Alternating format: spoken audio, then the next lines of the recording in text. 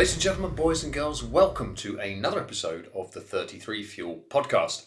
My name is Warren. I'm one of the co-founders here at 33 Fuel, and today on the show gives me great pleasure to introduce Hayden Allen.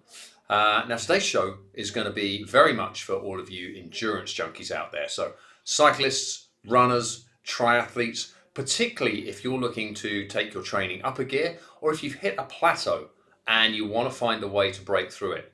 Hayden's going to serve up a brilliant set of tools for you to do just that, which really fits with our mission here at 33 Fuel, which is giving athletes the best possible tools to take their performance, their health, their happiness, their speed and their strength to the next level. We do that by sharing brilliant content like this on our podcast, on our blog, on our vlog over on our YouTube channel, and across all social media. And we also do it every day of the year in store at 33fuel.com, where we make and supply the best natural sports nutrition you've ever had. So look, let's get on to this conversation with Hayden. His background in exercise science is pretty deep. He studied sports and exercise science at Loughborough University, then went on to do a master's after that, and he's now completing his PhD at Leeds Beckett. And as he's moved along that journey, he's become increasingly focused in the endurance spectrum. So much so that he's now the lead performance scientist at Pure Performance Coaching. But this journey mirrors Hayden's own journey as an athlete, because he was a very good basketball player when he arrived at Loughborough University. But the more he learned about physiology, body types, sport and exercise science, the more he realized that, frankly, he was not the perfect specimen to be a basketball player. And this mirrored a lot of the weaknesses he saw in his own game that naturally over the years he'd been working around. Fate threw him a curveball. He got on a road bike. Interesting story there. You'll find out all about that in the show. And once he got on that, that's where he really found his purpose as an athlete. So much so that he progressed very quickly through the ranks in a short space of time, just 3 years. He went from his first race to being a Cat 1 racer. He won his first ever race straight out of the gate. And through the training and the methods that he's going to be sharing with us on the show today, he's been able to raise his functional threshold power by 40%. This is a guy who now comfortably at his FDP puts out around 450 watts.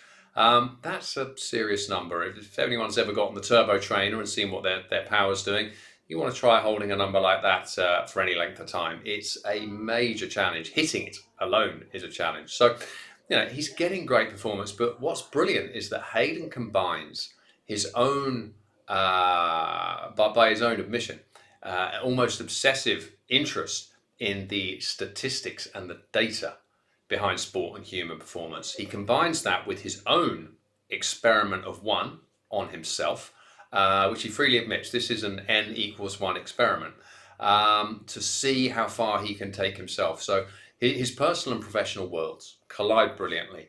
And what he's about to serve up today is just a really good toolkit for unleashing greater endurance performance. So look, quite enough of the intro.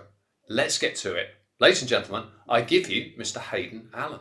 Hayden, thanks so much for coming to join us on the podcast today. Really interested to get into your sort of applied physiology expertise and how you've then used that in your own training and performance, and particularly with the way you're incredibly detailed around your nutrition. Potentially that level of detail may not be for everyone, but I think there'll be so many lessons that anyone could take to improve their own performance here. It'd just be a really, really fascinating chat. Yeah, for sure. Look forward to it. So but before we get to that, let's just set the scene a bit, because cycling is your sport now, and you've had some great success. You won the Buckinghamshire Road Championships. You're a Cat 1 UK racer. That's a serious level of performance, but really in quite a short time, because you weren't always a cyclist, were you? No, that's right. So my background from a young age was a basketball player. I was mum played basketball and coached the local club, and that was kind of my sport from a young age. and sort of played basketball up until all the way through uni. I was fortunate enough to captain the Loughborough University second team. But it was kind of towards the end of undergraduate and towards master's study at Loughborough where I was still playing basketball, but kind of realised I wasn't progressing anywhere. And sort of as a child had the dreams of playing sport in the big time. But it was interesting going to uni and seeing the level of other athletes around you. And so it was at the point where I was leaving undergraduate and I was living with two housemates who were recreationally cycling. Nothing more than that, really, just getting out on bikes and enjoying it. And at the time, so I was still only playing basketball, really. We did a bit of gym together, a bit of strength training and such like that. But then we kind of, as a group, I'm not sure whether I was pushing it or they were pushing it, but we had this idea to do something a bit crazy and sort of cycle across some part of Europe. And as I said at the time, I still didn't have a bike, but I thought it was a great idea. And so we booked this trip to cycle from Barcelona to Montpellier.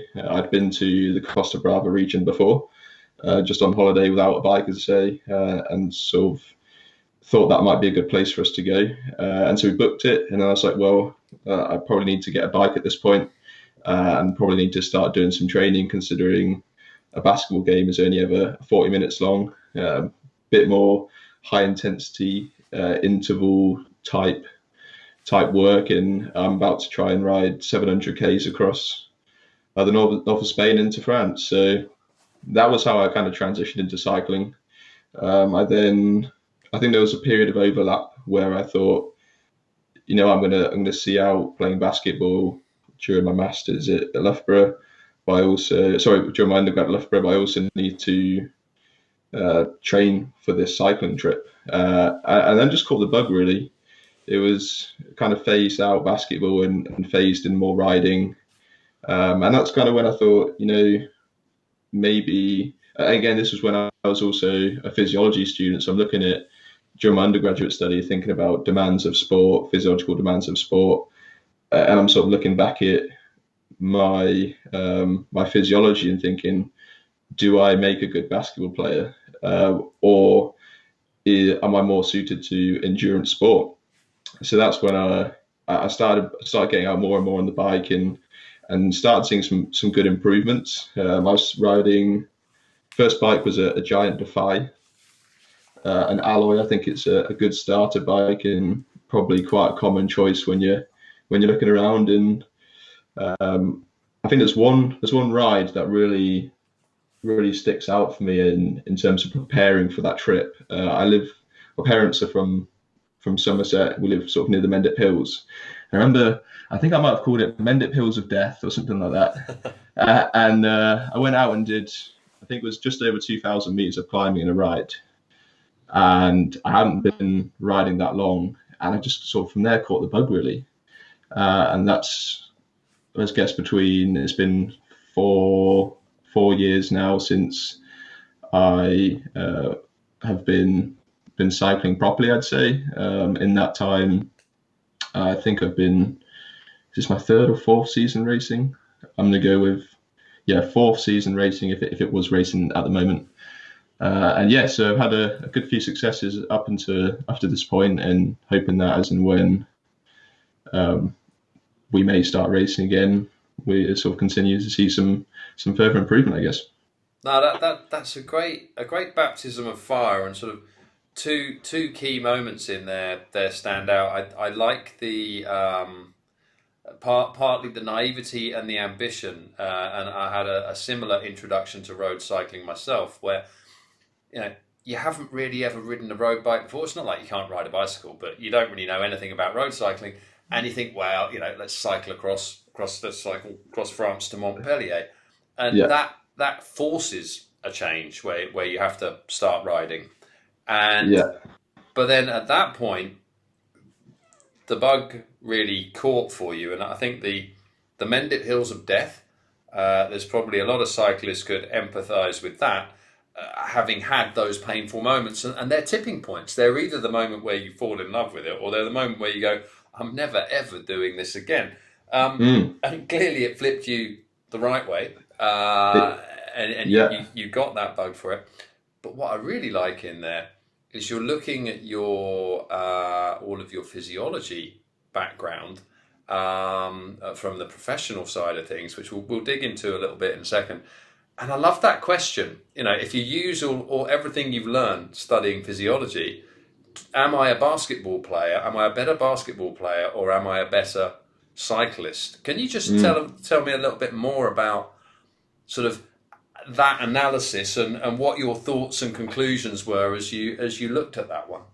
Yeah, for sure. I think first thing stands out is sort of my anthropometrics. I'm only 6'1", and people like sort of say, "Oh, you're quite tall," and okay, you go to Loughborough University, try and play basketball, and 6'1" isn't very tall.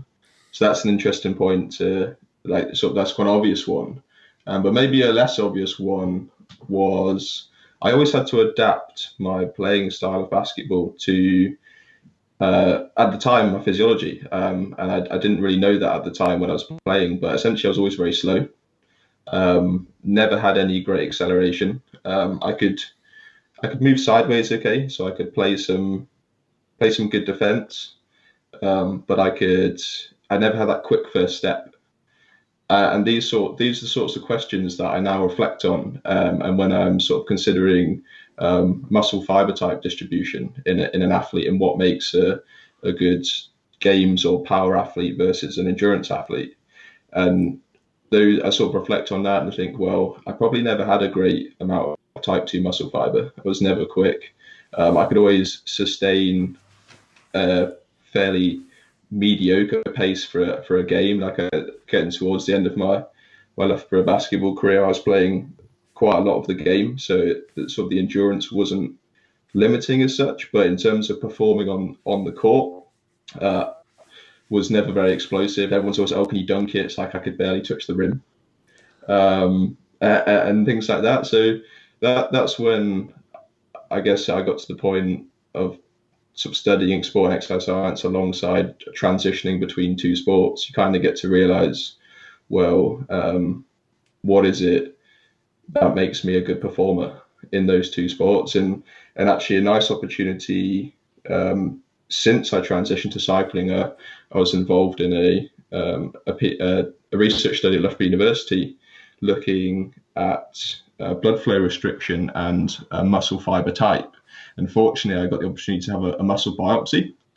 And so somewhere out there now is a data point in I think it's a Journal of Applied Physiology study where my type 1 muscle fiber percentage is on a graph, and it's quite high. And again, so that's kind of, there's this anecdotal evidence of me being very slow on a basketball court. And now there's a data point where I've had a muscle biopsy and sort of my muscle type 1 fiber composition is quite high. And then kind of those things now just fit together. And I guess that's a little sort of small example of where possibly I'm naturally suited to some sort of endurance event. And I guess now looking at cycling performance, I'm kind of giving away my best unkept secret here about not being a sprinter. But you just look at a performance profile and my max power is pretty average, whereas the sustainable power is pretty high. And therefore, that's again some indication that there's this aerobic engine in me that's better suited to cycling than I was trying to play basketball with, essentially.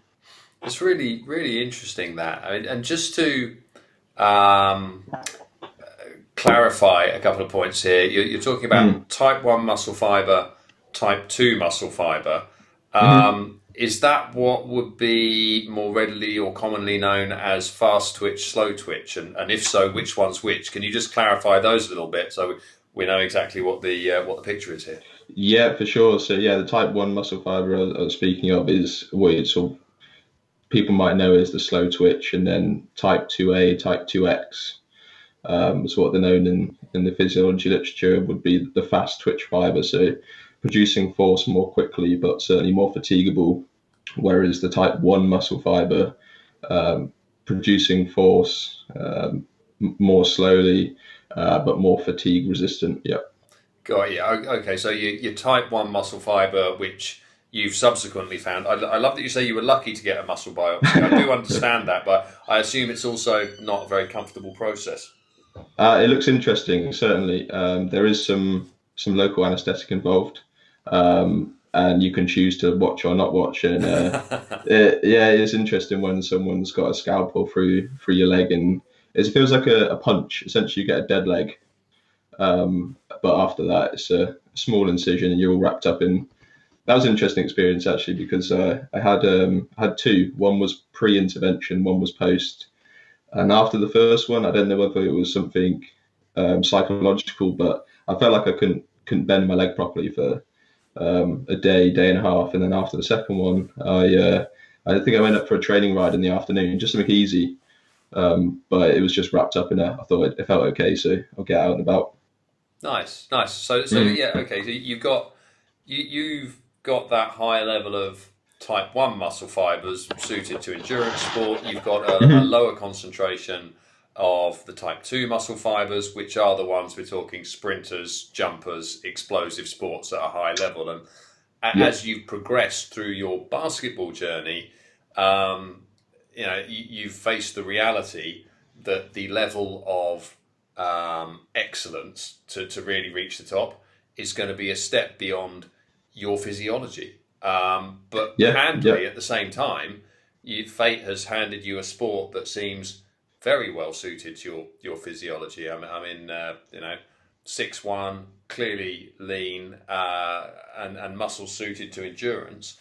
Um, it does explain on paper why cycling got you, but obviously there's a much more human element to it than that as well. Yeah, for sure. Yeah, I definitely wouldn't say my forte is organising point-to-point European cycling trips. There were certainly some bumps along that road, and I haven't done one since. I think my friends may have reported saying we don't want to do another one with you. But the cycling element of it, yeah, certainly did capture me. No, that's really good. So the just before we get into the sort of nutrition training periodization side of things, could you just give us a sort of a quick overview of your academic and professional background that allows you to see sport through a certain expert lens here? Yeah, definitely. So I studied sport and exercise science at Loughborough University undergraduate, and I then went on to study a master's by research at Loughborough University as well. And I'm currently studying for a PhD in exercise physiology. Primary focus is looking at exercise-induced bronchoconstriction in endurance athletes. Yeah. And I guess it's that overlap between studying in sort of a unique population of endurance athletes who might be more susceptible to breathing difficulty, combined with being a cyclist sort of outside of academia and my academic work. I sort of taken that exercise physiology knowledge and trying to apply that to my training. I also am part of the Optimizing Endurance Performance Research Group at Leeds Beckett University as well. So and teach a bit of the endurance performance work for certainly the level 6, our final year students. I've had the sort of opportunity to take those couple of lectures over the last two years, which has been great. And so, yeah, so that's sort of my academic background, and it was really nice to come to cycling. I think after having that physiology, maybe we'll get into that in a moment. But it was sort of coming to a new sport, but with a different lens, as you say, through uh, being interested in studying physiology to such depth. I mean, it really seems like your personal sporting and your professional journeys have combined really nicely together now. Because your study areas and your expertise, you're drawing off that physiology. Now you're taking it into more focused areas in endurance sports, and that's exactly where your personal sporting career is taking you. And I have to say, I mean, I know we initially connected around the exercise-induced bronchoconstriction and the issues with asthma and other things in endurance athletes, and really looking forward to doing a show about that in due course once all of your work is published. But I've been thinking thinking about that and what we talked about, because it's hay fever season, and I am cycling with a streaming nose at the moment, and my eyes most mornings, if I've been out riding, look like someone's been punching me in the face all night. So, I mean, clearly a relevance to outdoor exercise, endurance sports, cycling in particular, and high speed pollen in your face all day. How are you finding the hay fever season? I do actually suffer from hay fever as well. However, sometimes it feels like it's been a bit later this year. I'm not quite sure whether the current scenario with the sort of lockdown has changed my perception of when spring and summer come around. But I thought I would be suffering a bit early in the season. But yeah, so far mild and not too bad. Very good. Well, I'm glad to hear that's working well for you. And let's go on to the cycle training and the nutrition side, because that's the sort of meat and potatoes of this one here today. So just give us a little bit of an outline around your training schedule and how you match your nutrition to that, because I just found it fascinating when we talked about that, and I'd love to learn more about it. Yeah, for sure. I guess going sort of a little bit back in time, back to that sort of transition into cycling, because I haven't definitely been operating as I do at the moment with sort of training and the interaction with nutrition the whole way through. I certainly, when I sort of transitioned into cycling, I would say I took on quite a traditional approach to training. And so at that time, I was being supported by a good friend, Chris Hine, who sort of now runs pure performance coaching throughout the Midlands, and he was giving me some ideas around training, and it was quite typical. I'd say in terms of okay, sort of quite a lot of easy training, some moderate training, and a bit of hard training, and that sort of brought me on quite a lot. Even sort of actually won my very first criterium race, which was quite exciting. And so I kind of been doing too bad at the start. So I'd no expectations, just went into a Cat 4 race, and I think I went off the front of the field halfway through and wasn't seen again, which was quite fun. Nice way to start. Yeah, nice way to start, exactly. And again, sort of adding to that bug of cycling. But at that point, the training was quite standard. And it's only sort of as the time has developed and the interest has grown deeper that things have become sort of more nuanced, I guess, with the intensity distribution, the frequency of training, and sort of playing around with the volumes of training. And yeah, as you said, around this nutrition element, sort of the more I've tried to manipulate certain variables of the physiology, I have sort of, in my experience, found some benefit with manipulating the other parts of that with the nutrition. And so, if we were to compare, we'll do the training first, and then we'll bring the nutrition into it. If we were to compare your standard road cycling training, which clearly, as you say, won your first race, it can't have all been bad. And also, I think there's a good case for whenever anyone's looking to build a new skill set, there's a good case for starting with sort of a more average program or something more general, because that way you can start to find out what you like, what you don't like, and you get to learn the basics. Then you can start to get clever with it. But what would be the big differences, do you think, between that initial, say, more standard or traditional training program and the kind of more focused work you're doing now? Yeah, for sure. So the biggest difference is definitely the intensity distribution. So I would say when I started out, and I would sort of maybe 50% of the training would be what I'd say is below LT1, and sort of in a physiology term, that's maybe the listeners are more familiar with a higher zone, sort of a model with more zones. But it's always called zone 1, zone 2. Maybe that's what the listeners might be more familiar with. And so that's the easy stuff. and then I So we're would talking do, more of a conversational type of pace, really. yeah, conversational type of pace, yeah, and then I guess more traditionally known is tempo work, sweet spot work, that little bit more intense. I would do slightly less of that, so maybe 30% of the training might have been sort of in that zone, and maybe we can go into some more of the physiology shortly. But and then the final element would be the hard stuff, or the really hard stuff that you don't really like to do too often because it's a bit too hard. But at the start, that sort of distribution helped. So I would be doing that sort of, and if you were to try and imagine it on a graph in terms of percentage of time and the intensity, it would just sort of be sloping down. So the harder the intensity got, the less of it I would do.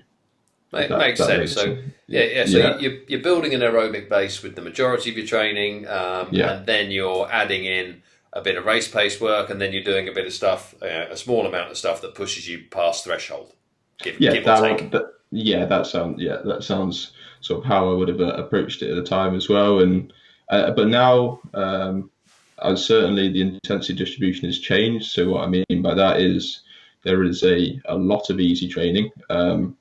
Maybe 90%, let's say, of the training is very, very easy. And again, maybe conversational, if not, well, yeah, so conversational. In terms of maximum heart rate, I'm thinking, or heart rate reserve, maybe 50%. Wow. So really holding back, and maybe we can come on to discussing sort of why it's not widely used, I'd say. So that's the 90%, and then the 10% of my training, and this is in terms of minutes of training. Yeah. So if I was to look at my metrics at the end of the week in terms of overall minutes of exercise, 90% of those minutes would be around 50%. And then the other 10% of the time I train would be accumulating minutes at a very high intensity, essentially an intensity above 90% is VO2 max is what I've kind of started calling myself as the golden time. So when those sessions come around and I'm doing a high intensity interval training session, it is golden time.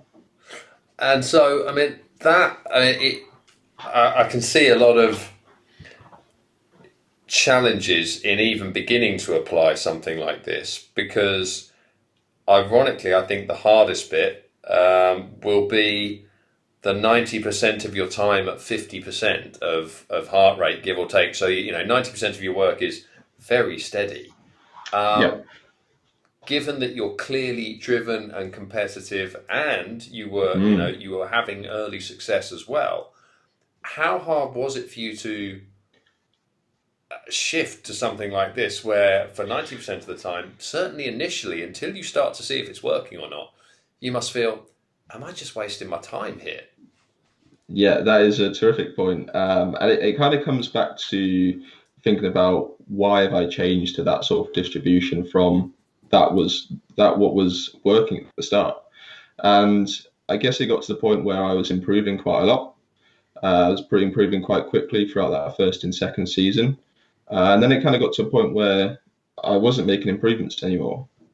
And I was looking at the training and the numbers, and I was at that time I was probably still using the traditional 20-minute test to determine what is my in theory functional threshold power, and it wasn't really going up anymore. And I was kind of looking at the number, thinking, well, what is it that I'm not doing to improve that number? And that's when sort of dive into literature and see what training intensity models are coming, what research is coming out, and thinking, well, I'm only doing a small fraction of that work at the very top end, and is it of good quality?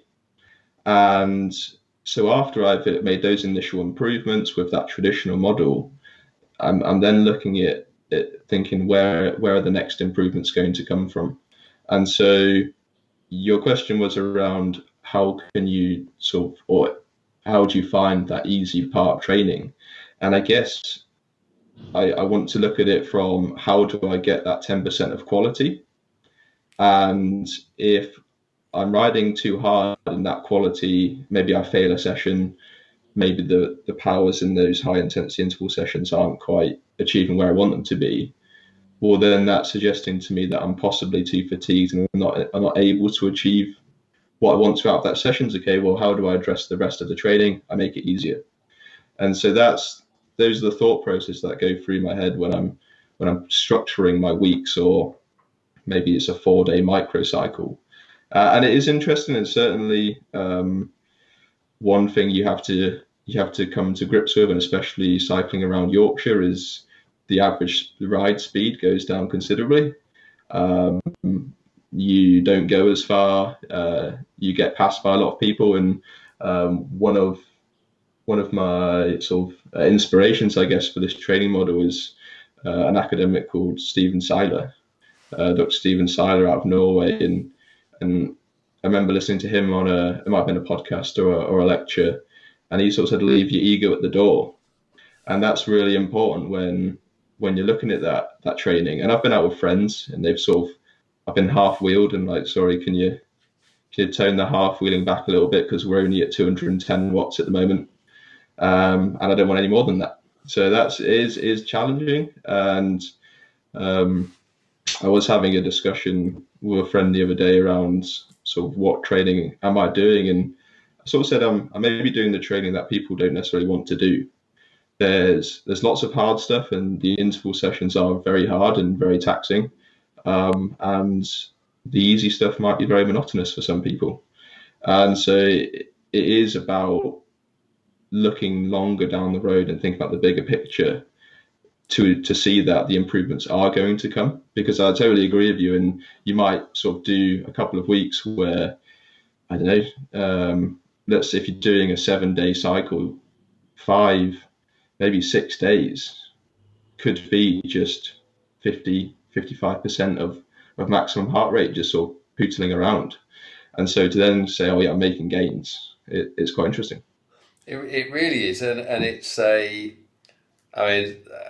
it's common across all sports, but everyone who's ever road cycled will know the challenges of someone coming past. It takes a while to rein the ego in, even when you think you have. The unconscious part of the ego wants to beat the next person. So having someone go past and not responding, it's easier when you're not in a race situation, but still there's a trigger in there. And I really liked the fact that your focus is on, if I don't maintain this steady state of this large bulk of my training, then I don't get the ultimate quality out of what you call the golden time. And I think specifically your naming of it as golden time, already in your mind, that's framed as the most important part of the training. Everything revolves around getting you to get the maximum result out of that. And the price for that is leaving your ego at the door, like Stephen Seiler had said, and just going out and pottering about. So let's get into the golden time bit now. What does this 10% of hard work look like, and how does it fit into your training? Does it fit in a single session, or is it drip fed through the long steady sessions? How does it work, and what's it like? Yeah, so in that golden time zone, what I'm essentially looking to do is accumulate minutes where my heart rate is above approximately 90% of max heart rate. And the reason for picking that value is a lot of research so from the lab work is suggesting that to improve VO2 max, you need to spend time above approximately 90% VO2 max. Unfortunately, on a day-to-day basis, I don't have access to a lab, and so what's a metric that we can use sort of in the field, if you like, or just in ordinary training? Heart rate's one of those. The other thing that I could use as well, fortunately, I've been had some incremental tests in the lab, and so I know that what my power at VO2 max is. And so essentially, I'm looking for the time above either 90% of power at VO2 max or above 90% max heart rate. And so I currently operate really on 4-day cycles. especially with the coronavirus lockdown, it's changed people's working environments, I guess, a little bit, and sort of knowing that I can't go to uni or I don't have any teaching. I guess that's finished as well now. A 4-day cycle seems to work quite well, and it's manageable with the workload, etc.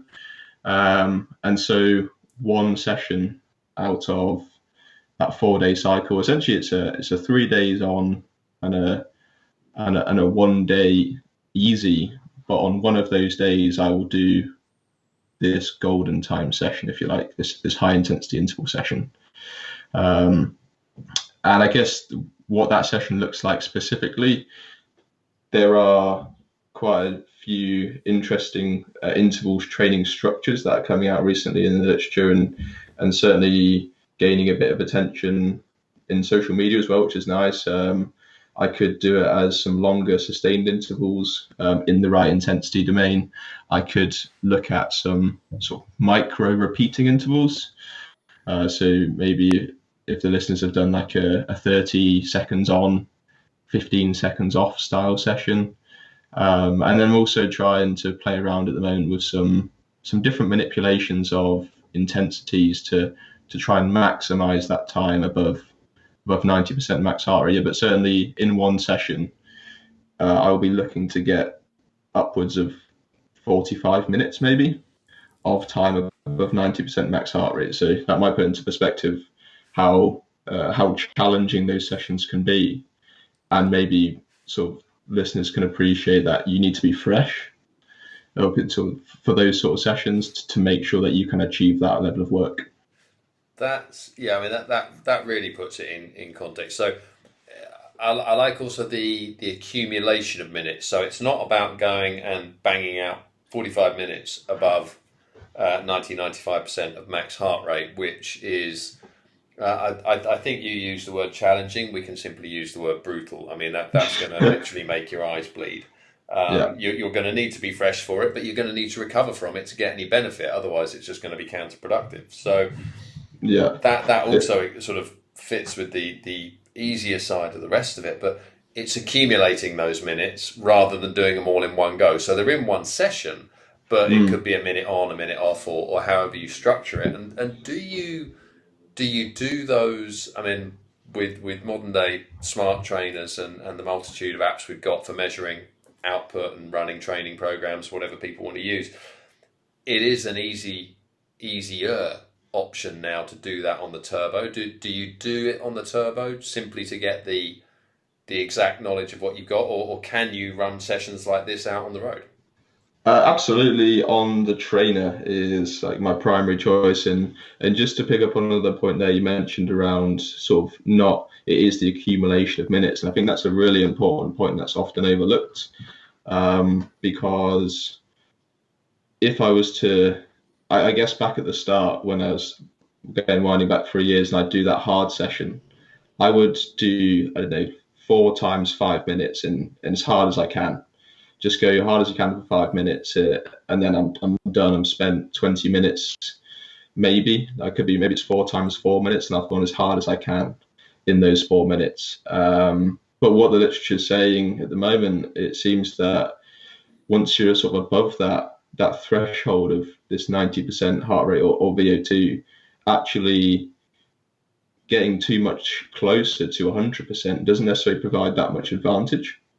So actually it is being quite delicate with the intensity prescription, and sort of accumulating those minutes over the course of, and the interval session it might not necessarily fit into an hour. It might have to stretch to maybe slightly longer than a hop on and do a short session and get off. It's going to be a little bit more detailed than that, but certainly to get that level of control and the level of intensity required, I do use the trainer a lot. There might be once every, I don't know, 2 or 3 months where I'm like, the tailwind looks good on a Strava segment and it coincides with the hard day, so I'll give it a go. But most of the time, again, seeing the value in really controlled intervals, I do use the turbo trainer. For a while, I wasn't a Zwift convert, and then I converted to Zwift, and sort of the intervals on Zwift I just find it a little bit more distracting than just looking at a Garmin and maybe like a blank wall. So I do use Zwift. I use the trainer. Depending on the type of interval, I may even use erg mode. So erg mode for the smart trainers, where you set the power prescription and the trainer will adjust for your cadence. And so it gets to the point where I may be using erg mode, very prescribed powers. Of course, we've got to acknowledge there's maybe plus or minus 2% variation in terms of like a trainer accuracy. But yeah, certainly for the most part, I'm a big purveyor of interval quality, and therefore inside is the way to go. Well, I mean, this really it shows your attention to detail here. That I mean, it makes sense that the turbo is a place where you know you can get what you need in that period of time. But at the same time, because you're spending so much time outside, it's not that turbo session. It probably fits in a little more naturally, and certainly as a broad brush approach. I think this provides a really attractive model for any amateur cyclist who, they may not want to go quite as detailed as you do, but to do one all-out turbo a week and 2 or 3 nice rides out and your Sunday ride with your mates or whatever, steady away. That's quite an attractive proposition, because I mean, I've even found personally that Sufferfest has been a very helpful app for my cycling. But those sessions are hard, and it's not really something you want to do multiple times in the week, because otherwise you kind of get a bit too scared of them, to be honest, and you end up not enjoying it. Whereas when they're in there once a week or once every 10 days or whatever it may be, it's enjoyable. You enjoy that painful session, and you then enjoy the riding afterwards. So that's it. Yeah, I think especially around here when the riding is so nice. But if you're always doing intervals outside and you never have time to look up from the Garmin, you don't necessarily get to enjoy those rides outside. So in my current training organisation, I know that pretty much every ride I go outside, by this point in time, having done sort of so many hours on the road, you get a feel for what your intensity, what your easy intensity is. And so I know a quick glance every now and then, especially if it's a hill, to make sure I'm staying in the right zone. Other than that, I'm taking in the scenery. And maybe one thing around sort of that monotony as well, because it's just an easy ride, can you find some new roads? Can you find something sort of outdoors or some new routes that you haven't been exploring? Because, and like I used to do a lot of intervals on the road, a lot of those longer, steady ones, sort of like in the tempo sweet spot zone. There's the pool triangle, probably known to quite a lot of North Leeds cyclists. It's a main triangle of main roads, which is, you can just do all left turns, and it's great for that longer sustained work if you like to do that. But certainly now when I go out and I just know I've got to look for 115 to 125 beats a minute, as long as I'm in that range, then happy days. I can kind of go where I like.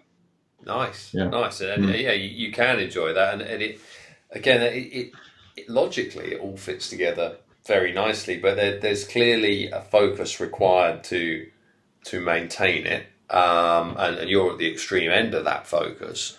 The big question that I and everyone else must be asking by now, though, is okay. So you've committed to this, let's just say, less than common training plan, based on all the evidence and research that you've done. You've been sticking with it for 2 or 3 years now, it sounds like. What are the results? So the results are quite nice, and I guess at the moment I'm going for a little mid-season break, even though that hasn't really been the first part of the season.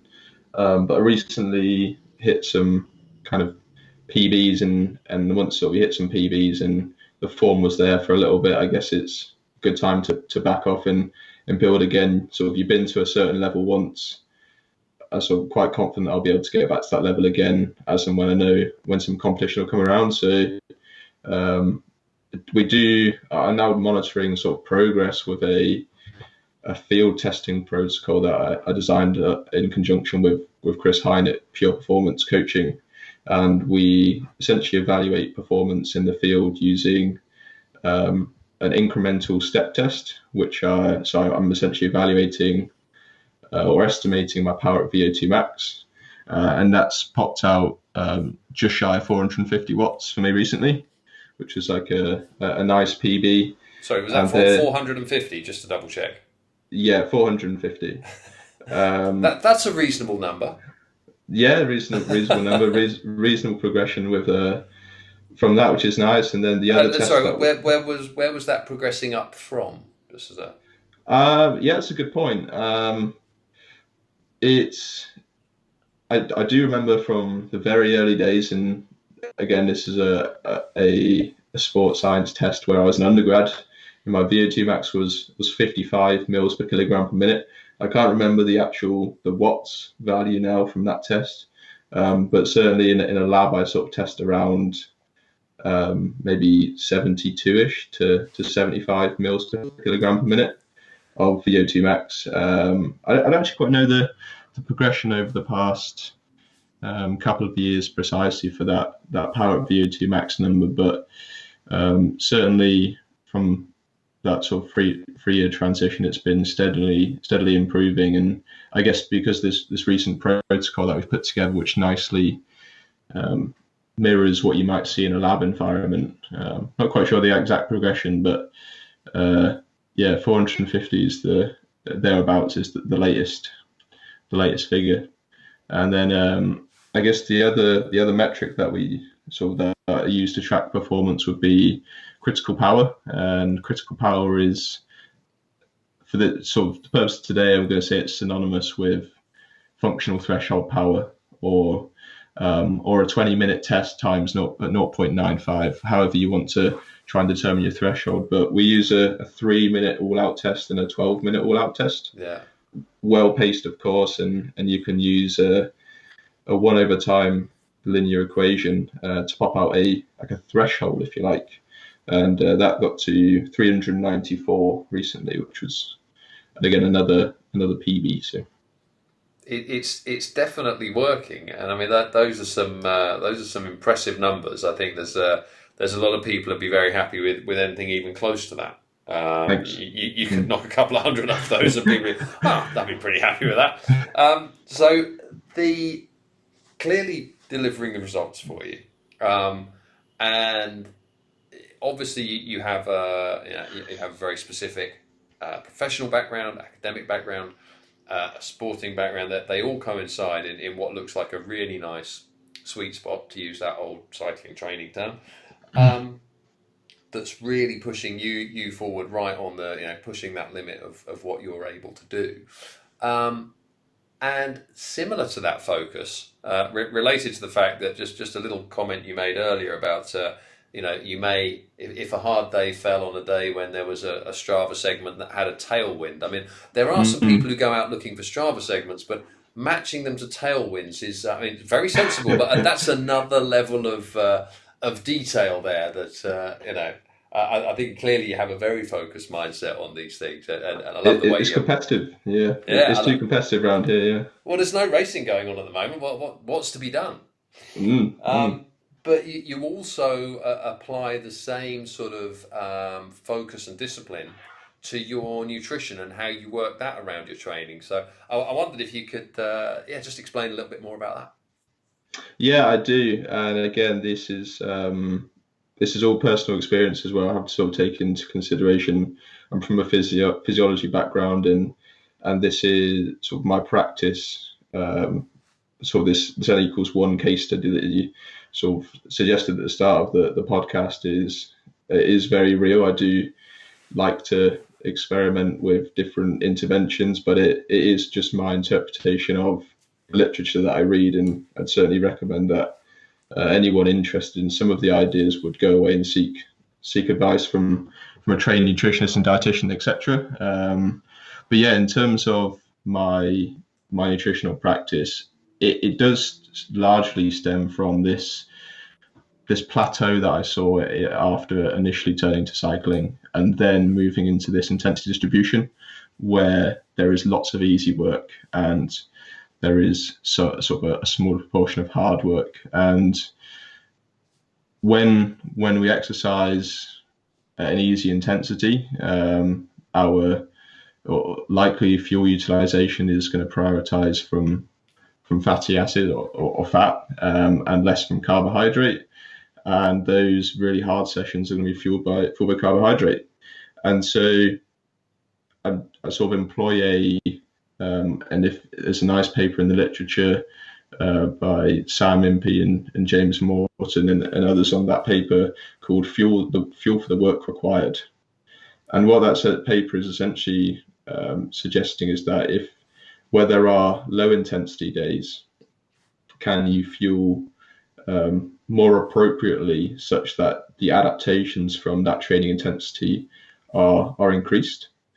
And then when there's the higher intensity training, can you fuel appropriately so that you can conduct the right amount of work at the right intensity and again maximize those adaptations?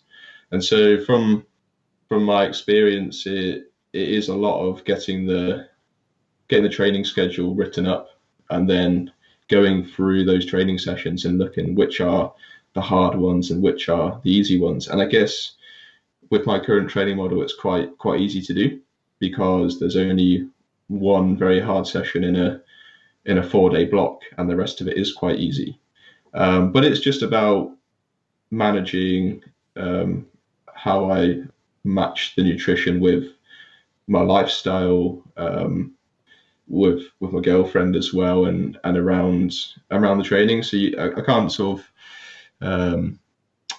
Well, I guess I'm very prescriptive in the sense where I'd look at a meal plan and see, okay, well, tomorrow's session is the very hard one, and so tonight's evening meal needs to contain maybe a higher amount of carbohydrate, and then after that hard session has been completed, I can then tone back the carbohydrate because I know that the subsequent easy rides are going to be fueled more predominantly by fat.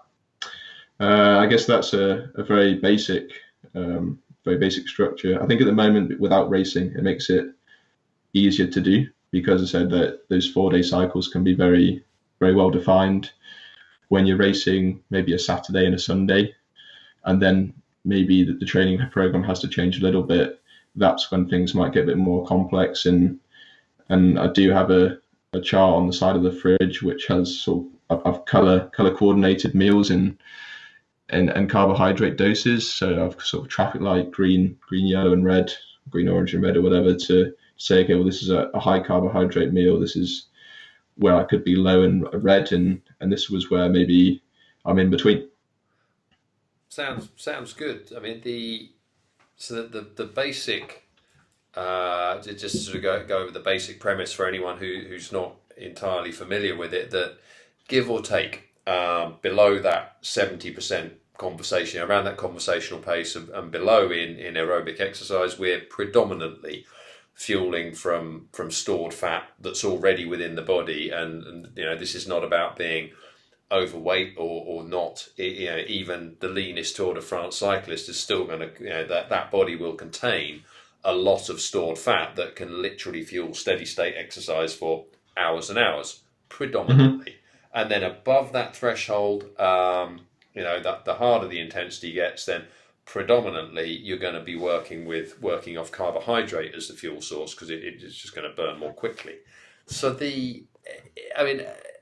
also through training adaptation and nutritional manipulation of macronutrients like the fats and the carbohydrates within your diet, you're able to adjust that threshold where you switch from predominantly burning fat to predominantly burning carbohydrate, up or down. So if you consistently exercise in short intensities, and if you consistently consume high carbohydrate meals and supplements, then you will require more carbohydrate. Your body will defer to that source of energy more readily.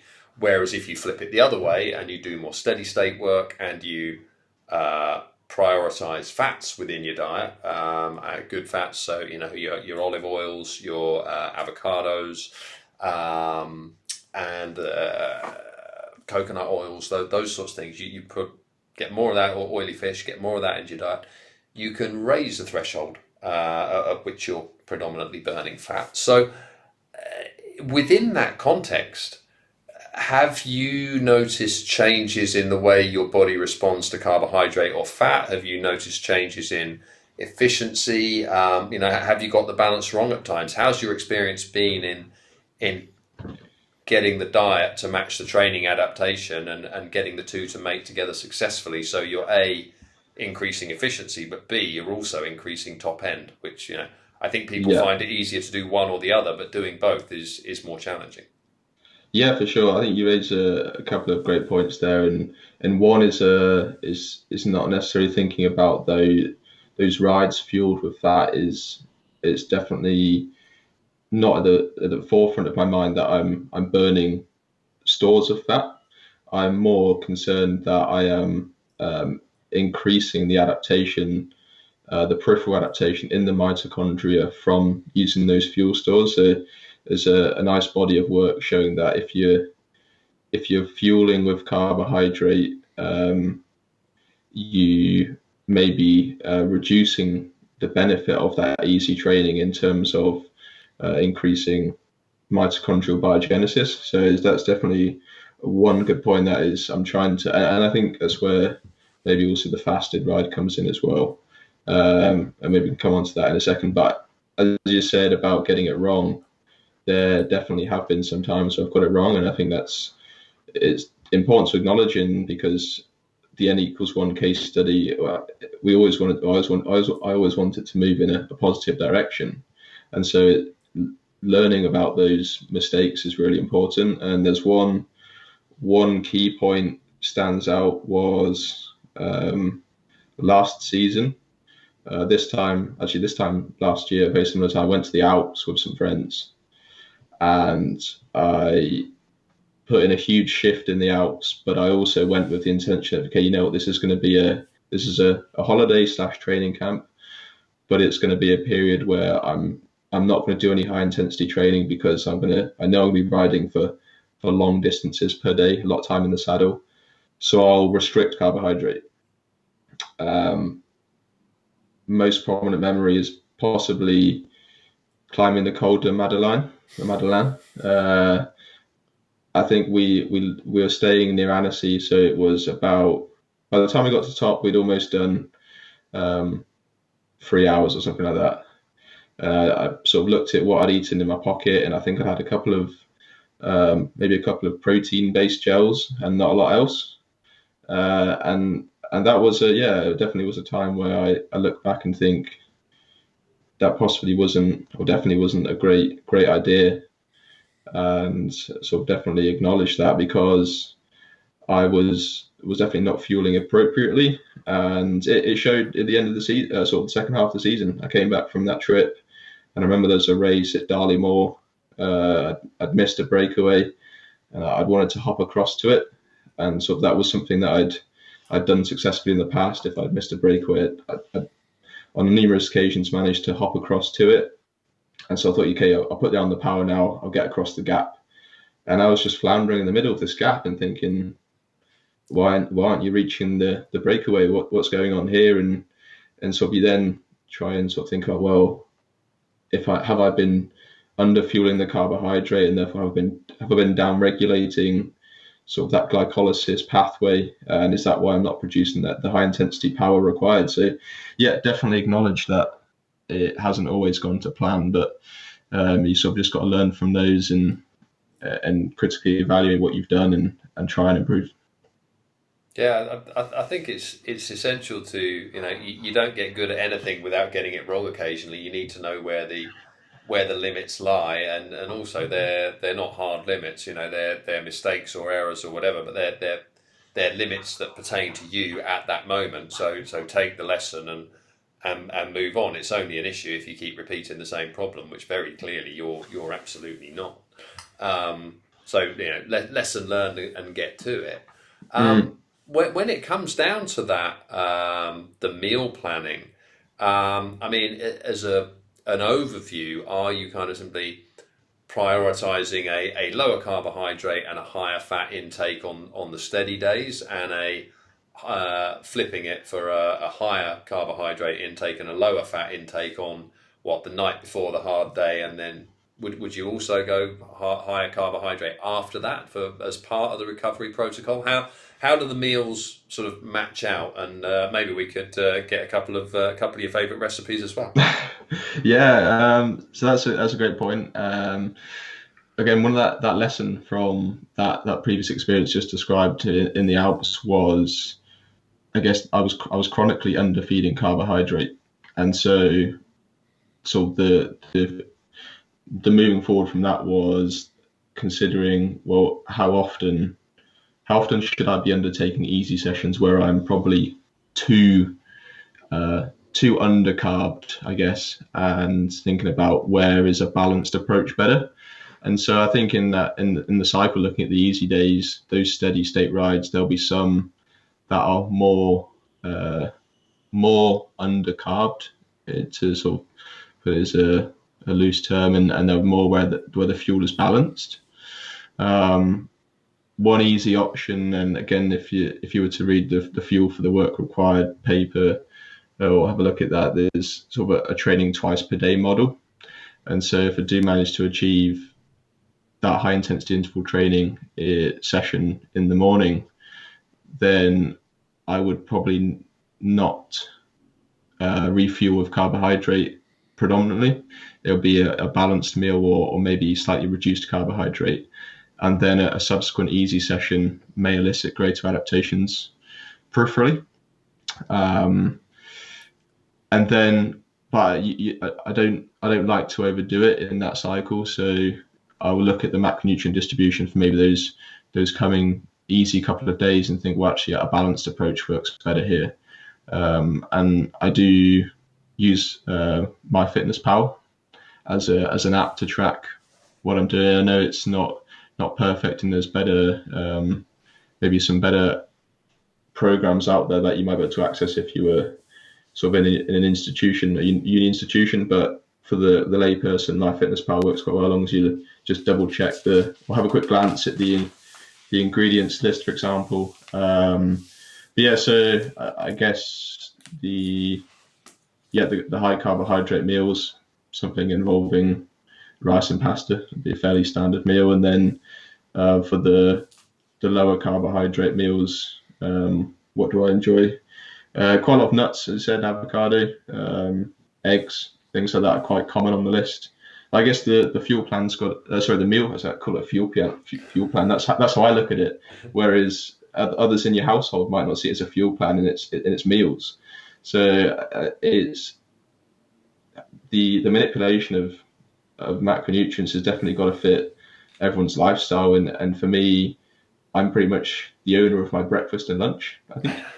I guess if you could call it that. And then but the evening meal has more of a social orientation, and I can't just eat rice with avocado and maybe a protein source and nothing else. It doesn't taste good, and so you kind of got to find that balance really between meals. But very, very fortunate to have a girlfriend's very understanding with the meal plan as well, and especially at the moment you go to the supermarket, well, try and minimize it.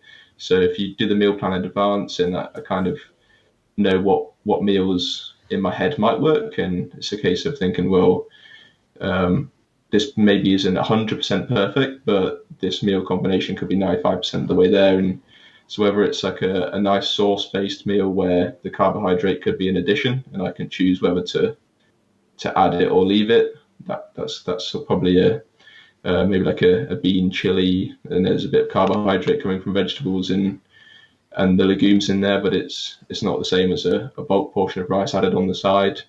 Could be like a nice coconut curry, something like that, maybe. Yeah.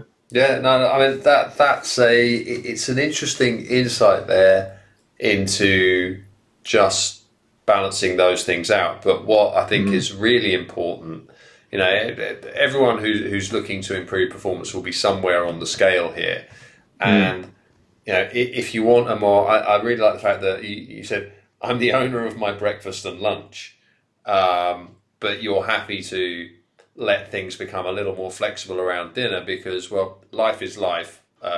Being social and interacting with people is being social and interacting with people. And I know we're not going out for dinner right now, but in a more normal time, or you go out for dinner with people or something, you don't want to be turning up with a lunchbox full of chicken breasts and rice or whatever it may be on that day. You want to be able to relax and enjoy it within your own parameters. So having that flexibility and valve in there is great. And also the meal plan. Some people might look at it as meal plan.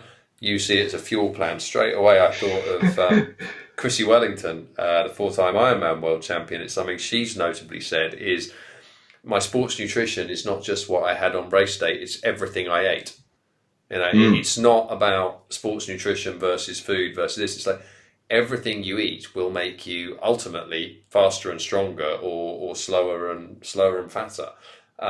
So being mindful of that, you clearly do see everything you eat is your fuel that ultimately goes towards your goal. I mean, I don't want to put words in your mouth, but is that a corrected sort of interpretation there? Yeah, definitely. That's I'd say probably 95% of the time that's definitely true. There's, again, being human in those social interactions, or just you want your meal off or the pudding off or something like that. But yeah, no, for the majority of the time, and I did naturally slip there into saying that my food was my fuel plan. But that's that's a good way to put it. Yeah. Well, I mean, it sounds like it's working out very well for you. Are you enjoying the process? Because these things that you have a lot of focus. It's your work. It's your sport. Do you still enjoy it? And do you feel that it's something that is a path you want to pursue, and that this is the way towards your whatever the next level is you're aiming for? Yeah, I definitely think so. I mean, if I did enjoy the science and sort of the practice that I'm sort of in my N=1 case study, then I wouldn't continue it. Part of it is the performance at the end, and seeing. So as a physiologist, you just love seeing data, and data doesn't always transpire to practice. And road racing has definitely taught me that. But certainly, yeah, I do enjoy it, and I think it's about that balance as well, though, with the training. So once you get those elements right, for me around the meal times, and I go out and enjoy the ride, the easy stuff, then it is just enjoyable. And there's a bit more to the hard sessions. It doesn't feel comfortable all the time, etc. But certainly there is I sort of have found a nice balance, and it seems to be working quite well. And so for people who want to look into this more, or check out your work some more, first of all, where can people best find you? Where's the best place for them to connect with you at all online? And what resources would you recommend for anyone looking to bring more of this type of training into their own training? That's a great question. So I am on Twitter.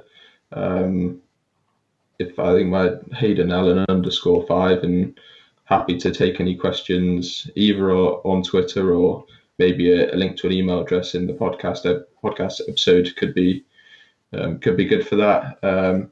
In terms of the work, and if you're interested from a physiology point of view, I guess it would be a case of thinking, is this sort of intensity distribution for you, and just looking at familiarizing with a polarized training model. And there's plenty of stuff out there, and I think there has been a growing interest in use of the polarized training model. And there's just a quick Google search of polarized training, and you'll find quite a few nice elements there. I'd certainly say on the nutrition side, you'd need to seek out a trained nutritionist or sports nutritionist or dietitian, and definitely interact with those individuals to get guidance on any kind of dietary changes. But yeah, certainly from like the training intensity point of view, polarized training search would be good, and you'll see some of Stephen Seiler's work. That's where I think this area really took off,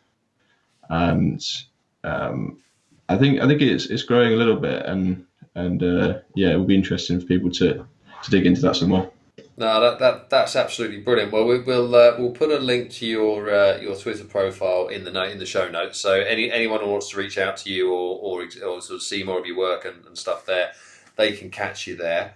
And just to check, Stephen Seiler, how's his name spelt? If anyone's looking up his work around the polarized training model Yeah, online. it's Stephen with a PH, Yeah, and then Seiler is Seiler, S and E I L E R.